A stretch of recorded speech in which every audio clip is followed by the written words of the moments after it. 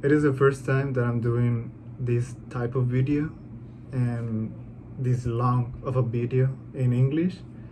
And yeah, I'm sorry in advance if I misspoke some of the words I'm about to say. But welcome to this video. In this video, as you see in the title, we're going to do a review about the movie Demolition. I just saw it again just about like 5 minutes ago, and I was crying because of the end of the movie. So yeah, I wrote down some notes, I might say, while I was watching the movie, so we can talk about these topics and notes later in this video.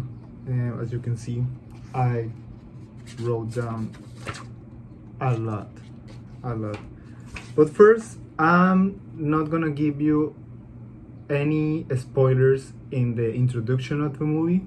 If you wanna watch and listen the introduction of the movie that I'm about to give you, and then go watch the movie, then come back and watch the video, it is totally fine. But I'm gonna start with the introduction that I wrote down. And a reminder, it does not have any spoilers, this introduction, if you want to go and watch the movie before continuing seeing this video, okay? Demolition, 2016. If you enjoy movies that explore human emotion in an unusual and sometimes surprising ways, then Demolition is your movie. Directed by Jean-Marc Bailly, I don't know how to pronounce the last name. He also directed Dallas Buyer Club, which kinda we know it is a fantastic movie, although I haven't watched it yet. The film stars Jake Gyllenhaal, which I love Jake Gyllenhaal, to be honest. I love the amazing range that he has to be almost any character in any movie. And obviously, if you kind of watching this video, I hope that you love Jake Gyllenhaal too, and because I personally, it is one of my favorite actors. Anyway, one of the most versatile actors of this generation, to be honest, who plays a successful investment banker whose life is suddenly begins to unravel. The movie is 1 hour and 47 minutes long, but during that time, it takes the audience in a very thoughtful journey about what it really means to break things down, in order to understand them and maybe even rebuild them. Demolition stands out because it approaches serious topics in a very unconventional way, instead of following the typical drama path that a lot of movies follow. It invites you to question how people react to the emotional shock of certain situation, which the situation is the loss of his wife. Whether you watch this movie because of the fantastic performance of Jake Gyllenhaal, or because the history of the movie, or of the emotional depth, or maybe even because you see this video and you want to watch the movie, it's a movie that encourages you to look beyond the surface and think about how we deal with the moments that change our life. This is the introduction to the movie, and before entering to the spoiler zone, I want to tell you that if you haven't seen the movie and you want to kind of see something that will take you out of the routine that you've been watching, I really think that this movie is the one for you, because obviously the first time I saw it last year, I cried. And now that I rewatched the movie, I also cried. Now we enter to the spoiler zone, so be ready. The beginning of the movie is really awesome. It is just classy. We see David and his wife Julie driving down, and his wife is just talking about something while David we can see that he's thinking only in the job that he is going to do. But his wife tells him that the refrigerator is leaking, on which David didn't know about. We can realize that he doesn't pay attention to small things, and maybe even his wife, he doesn't really pay attention to his wife, and we can see this in the movie. Then the accident happened, and we see that before the accident his wife was telling something that David used to tell, and before the accident we see David laugh. The accident happens and his wife dies. We can see the kind of transition between the accident and David in the hospital, and how he kind of wakes up from a weird state of sleep, and his father-in-law is there, and he tells him that his wife has passed away. We can see that in David is no reaction about this big notice, you know. And the vending machine appears. The vending machine on which you're gonna know how we going about the vending machine. We can also see the silence after the accident. The silence, it is very deep and meaningful in some different ways that obviously the audience, the spectator, is going to give the meaning about the silence we experience after the accident and just before he wakes up of the kind of sleep he was having. Then we can see the movie how he goes to his house, he takes a bath, then you can hear the call that his parents made for him, that they are very sorry about the accident and blah blah blah. And then we can see David dress up and go to the funeral of his wife, on which we can see that he doesn't really have any emotion. Then after the funeral they go to the house of his parents-in-law, and it is like kind of after the funeral all the people are invited in the house. And then we can see, maybe you know of this movie because of this scene right here that you watch on TikTok that people used to kind of, I don't know, make a meme about it, but it's really a really deep scene in the movie, because he's in the mirror after the funeral, after seeing all the people just cry about his wife, and he's trying his best to cry, to feel something, but he just doesn't feel anything. And this scene right here, you can kind of develop and kind of know already what the movie is going to be about, what David is going through. Then we can see that he starts to write a very formal letter to the vending machine company explaining what happened, because it didn't give him the thing that he clicked, you know, in the vending machine. He started writing this letter in a very formal way, and then suddenly he remembers his wife and starts to say a lot of things about his wife, about the accident. The supposedly main point of the letter is because he wanted to ask for a refund. I think the meaning of the letter is because he didn't really know what to do about the passing of his wife, and him doesn't, you know, feel anything, and that's why he starts to write on a very personal level in the letter. Then 2 weeks has passed. We can see that he arrives to his job like in a normal way, and all people are staring at him, and even his secretary is like, what are you doing here, you know? And he's like in any normal day, like he didn't just experience the loss of a wife. And his secretary enters his, you know, office and starts saying that she's really sorry, I don't know, blah blah blah. But David gives a very straightforward, like an NPC of a video game answer, like, okay, thank you very much. I don't know, you can see, you can feel that it is just a standard answer to that kind of question or grieving the other person is giving to you. He writes then another letter with a pen his wife gives to him, and we can notice also that he didn't know that his wife gave him that pen.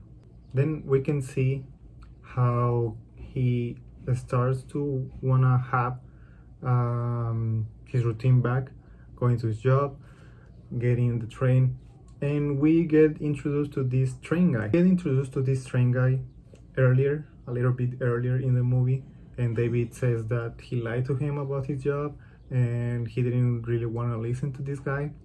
But then in this moment, he starts talking to this guy in the train, and David says, quote, "I didn't love my wife." He says that he doesn't feel sad.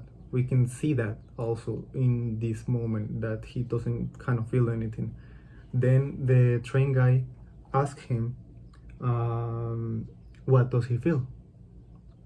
David kind of stares at him, and then he pulls the emergency brake in the train, and the whole train stops. Then we can see him being questioned by the police because of why did he pull the emergency brake. Then we see a scene where he's driving, and he now just noticed that he's seeing these little things.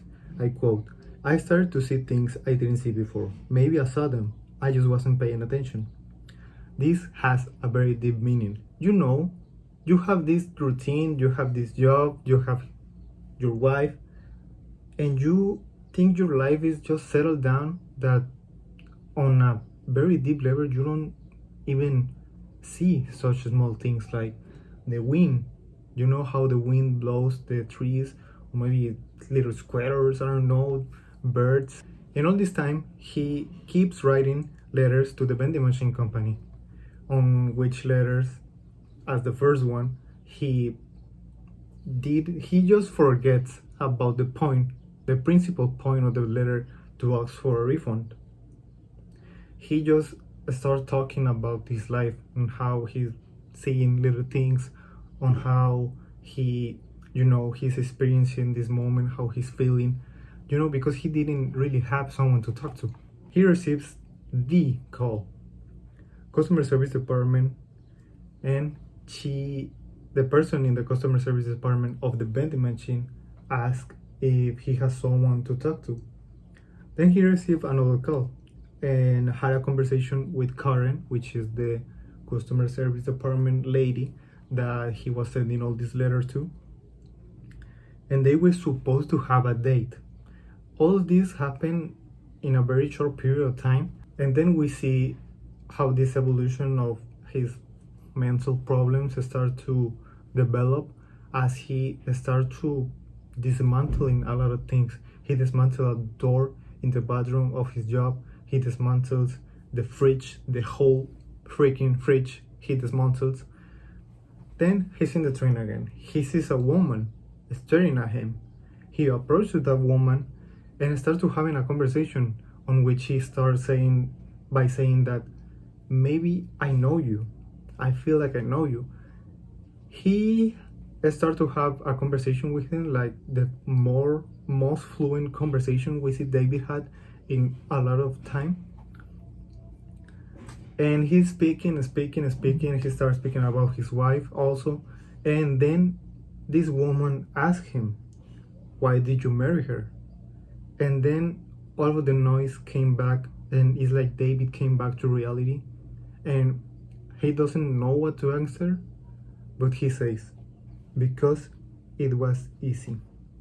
Then he realized this woman is Karen, and he writes another letter, and he tells him that, "I realized that person that was talking was you, and you left the magazine that you were watching in the train, and I saw your address in the magazine, and now I'm going to your home." David goes to the home of Karen, the customer service department lady of the vending machine company, and he meets with a guy that was in the home of Karen, and we get introduced to Karen, and we get introduced to this guy. I don't remember his name, but we get introduced to him as they are not a couple, but they are like hanging out. Then in another day, Karen arrives to David's house, and Karen make a compliment about David's house, that is a beautiful house, you know, that is a house that most people want to live in. And David says that he hates this house. Then they go to Karen's house because it is such a smaller house, and you know, maybe David feels more like home. But we know later why he didn't want to stay in his house. We can feel a deep connection between David and Karen, and maybe you start to think that why aren't they hanging out like in a romantic way? Because you feel this deep connection between them. But it is not a connection about love. It is a connection about feeling. It is a connection about understanding. They understand each other without even knowing what problems they really have. You know, it is that kind of connection that we feel, but we associate immediately with that love kind of connection, at least in my personal experience watching the movie. And I hope that I'm right, that you maybe just had a little think about that too while watching the movie. We can see that they have a deep conversation in the night. They fall asleep. Karen goes to her job, sorry. And then we can see David wake up and he meets Chris, Karen's son. And they have a deep conversation about the word fuck and how Chris, Karen's son, was saying it a lot. And David says that if you say it a lot, it doesn't have a meaning. You look stupid and I don't feel anything. And Chris is just like, maybe you're right, but I don't know you. Who the fuck are you, you know? Earlier in the movie, when Karen goes to David's house, we can see that a station wagon passed by behind Karen's over in the street. Then the station wagon, this same station wagon, makes a second appearance. But we really don't know what that is. We discovered that later in the movie. David and Karen hang out. David and Karen goes to the beach, and David sees a carousel, and he kind of feel a connection with that carousel, and he remembers his wife. And this whole day, David and Karen just hang out. Then he goes to Karen's house, and we notice that he is talking to Chris, Karen's son. And while he's smoking, a little kid, just, I don't know, like 11, 12 years old, is smoking, but David doesn't care about that. They start talking, and we can see the kind of bonding that these both characters are having in the movie. Then in another scene later in the movie, we can see Chris being his own. He dresses like, you know, like he wants to dress without any, I don't know, stereotypes or anything like that. And he draws in the mirror a bullseye. Then he points a gun to the bullseye, takes it down. And the bullseye that he drew it with a lipstick. And Chris, after he puts down the gun, wanted to apply the lipstick to him, but David enters the bathroom. Chris is, we can see that he's ashamed and really mad about it, but David doesn't really care about how he is dressed, how he is with lipstick. Instead, he asks for what he has on the bag, and he has the gun. Then we can see these two kind of bonding in a very strange way, because they go to the forest and shoot the gun. Then David, it is totally mad, goes to his car, put on a bulletproof vest, and make Chris shot him because he wanted to feel what it's like to being shot. I don't know. Then we see these two again bonding, and they go buying big tools. Chris wanted to ask something to David, and he asked, "Do you think I'm gay?" It is a very straightforward question in a very unconventional way and an unexpected moment. And they have a really deep conversation about it, on which David doesn't judge, doesn't, you know, he's obviously shocked about the question, but he just tells him that maybe you're young, maybe you're this, maybe you're that. And they have, you know, a deep conversation about it, on which David is asking things, Chris is replying, and David just doesn't judge. Then they go to David's house, and with all these tools, Chris asks him, "What are we doing?" And David responds, quote, "Taking apart my marriage." Then they start demolishing the whole house. Well, not the whole house, but you know what they are capable of. Then we can see how David goes upstairs to his room and start demolishing his room. He starts by demolishing a desk, on which he totally destroys, and then he noticed an envelope on the floor. He grabs the envelope. He sees that it is from a clinic. He opens the envelope, and guess what it is? Well, if you see in this video at this point, it's because you watched the movie. You see it is an ultrasound. His wife was going to have a baby. It is just crazy to see this scene and how David reacts to it, how Chris approached and wanted to enter the room with David, but you know, he stays away. We see David shaving again. He gets a suit, he shaves, he bats, and it is because he is going to an event on which they are kind of remembering Julia's memory, because it is a year later already of the accident. And it's just crazy to think about that David is going through all of this in a whole year, you know?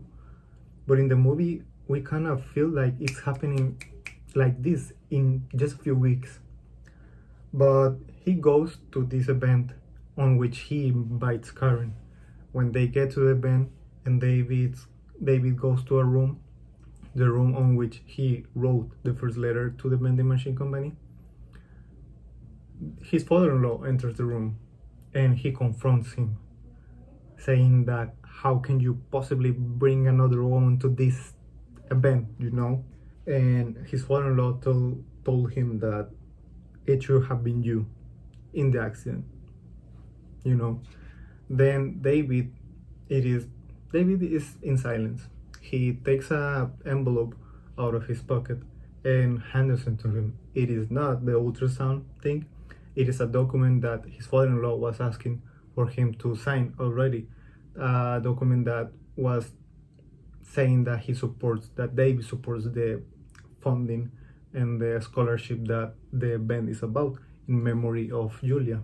Then we can see how Phil, David's father-in-law, gives this speech and introduced to the students that are getting the scholarship, and how Karen laughs about one student in particular, on which we see in earlier the scene why she laughs at that student. But all the people, you know, goes quiet. David's parents-in-law stare at him. Karen just go away, and then David asks, "Did she tell you she was pregnant?" Everyone is in shock, even the father, and we think, I think that the father didn't know that Julia, David's wife, was pregnant. And while everyone is in shock, David just says out loud, as well as he said aloud the question before, "Why didn't she tell me?" He go away. Then his mother-in-law approached to him and she tells him, "Do you know why she didn't tell you?" And we are reveal this big secret that David's wife was seeing someone else, and the baby was that someone else. Then we can see how David drives home while remembering the music that was playing before the accident. Karen is going home as well, but she is going in the train. She gets a call and it's about her son, Chris, on which we see in an earlier scene that he went out to a party. She received this call from hospital. She rushed to the hospital to see Chris, and Chris was almost beaten to death. Then we see David and Karen in the hospital and how David is reacting to, this moment with Karen in the hospital and also Chris almost dead in the hospital. After this scene in the hospital, we see how David finally goes to his wife's grave, and we see the station wagon again. David noticed this and he's like, this fucking guy, The guy arrives to the grave as well, and David thinks that this guy is the one that his wife was having an affair with. And David starts telling that, I already know what was going on between you guys, and I just hope that you really love her, blah, blah, blah, blah, blah. But this guy is like, what are you talking about? And we discover that this guy was the one that was in the accident. This guy was the one that hit their car and make, the accident and Julia's death. And this guy is in such a grief. And it is weird to see that this guy, the guy that caused the accident, it is in grief. He's grieving, but David doesn't. David in this whole year doesn't grieve his wife. Then David goes to his car and he noticed something on the floor. He noticed a note and he picks it up. He sits in the car and the note says, if it's raining, you won't see me. If it's sunny, you think of me. And if we pay attention, we can see this note falling from the, sun protector thing in the car. But David didn't notice that up until this moment. And it is in that exact moment that David starts to grieve. David starts to remember his wife and the notes that she left for him. And we can really finally see David grieving his wife, and he finally cries. He cries a lot while remembering his wife, and we can see like the end of the shock, and from the shock that he was in this whole year without grieving his wife, of knowing what to do with these feelings. Then we can see how David goes to his father-in-law, and they have a conversation on which David wanted to make a beautiful detail to Julia's memory, because we can see that now David, he's fine. He finally grieved, he finally cried, he finally had this process on which he grieved his wife. This something that David wanted to do for Julia, it is the carousel. He wanted to restore the carousel, and he did it besides his father-in-law. And we can see this beautiful scene on which the carousel is restored in the beach, and we can see kids and parents having a great time in the carousel, and David and both of his parents-in-law having a beautiful time in the carousel. Then we can see how David seems relieved, and he remembers his wife, and we notice he delivers a letter to the thingy on which they pick up the letters. I don't know the name. And we later discovered that this letter was to Chris. Then Chris gave David a letter back on which Chris asked David to be on an exact point and an exact hour, and it is appear. And we can, as David goes to this point on which Chris asked him to be, we can see that it is a point on which people are seeing some buildings being demolished. And when David appears, it is a countdown, and when it arrives to 0, the demolition starts, and we can see these buildings just collapse, and David smiles, and we can see Chris watching from afar to see David's reaction. And this ending to the movie, I really like it. Well, it connects with the title of the movie. We can see how this building are being demolished, and for me, the meaning of this scene is, besides connecting with the title of the movie, it is kind of pointing out that David finally got the demolition that he wanted. He destroyed all those things, and his feelings include to rebuild them and finally notice what he was feeling, what the grieving of his wife felt, what missing her felt, and all of the people that he hurt in the process of him not being able to feel, to feel sorry about what happened, and to feel sorry about that he didn't love his wife, that he didn't evaluate the person that he had in his life.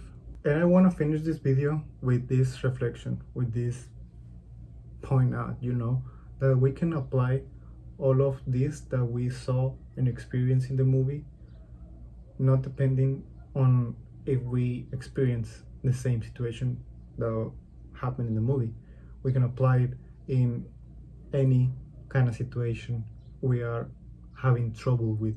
We don't know how to react, how to grieve, how to keep going in life, how maybe we got out of our routine because of the event that happened, and we need to get back on track and keep fighting and keep going with our lives.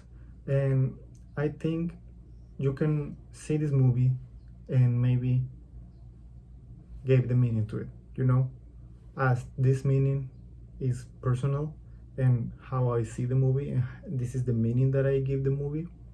You can also see the movie and give it a meaning, And yeah, I hope you enjoy the video.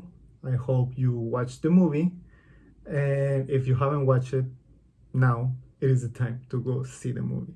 It is on HBO, and it really is worth it. So yeah, leave a like, subscribe if you haven't, because it is very likely that I will be making another video like this on another movie. And if you have a movie that you want me to see and make a movie review, just let me know in the comments, okay?